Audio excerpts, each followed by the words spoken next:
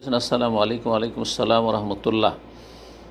নামাজের সময় যদি বায়ু বের হয়ে যায় তাহলে আবার উজু করে প্রথম থেকে নামাজ আদায় করতে হবে, নাকি যেই রাকাতে বায়ু বের হয়েছিল ওই রাকাত আদায় করতে হবে? এই ক্ষেত্রে অধিকাংশ আইম্মায়ে কেরামগণ, ইমাম শাফেঈ, মালিক, আহমদ, জি, এই তিন মযহাবের ইমাম এবং আহলে হাদিস উলামায়ে কেরাম তারা বলছেন যে যদি কারো সলাত শেষ করার আগ পর্যন্ত যে কোনো সময় সালাম ফিরা পর্যন্ত বায়ু নির্গত হয় বা ওযু যে কোনো কারণে ভঙ্গ হয়ে যায়, তাহলে যাবে, ওযু করে আসবে আর পুনরায় সেই সলাত আদায় করবে।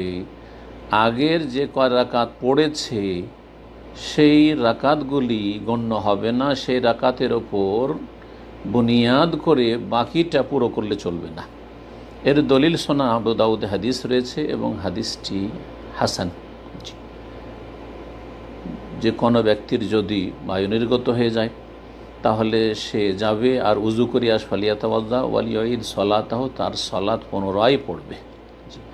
পক্ষান্তরে হানাফি মযহাব আবু হানিফা রাহিমাহুল্লাহর মত হচ্ছে যে আগের সালাতের ভিত্তি করতে পারবে, এই মর্মে যে হাদিস পেশ করেছেন হানাফি মযহাবের লোকেরা বা ওলামারা, সেই হাদিসটি সর্বসম্মতিক্রমে যঈফ, দুর্বল, হাদিসটি সহিহ নয়।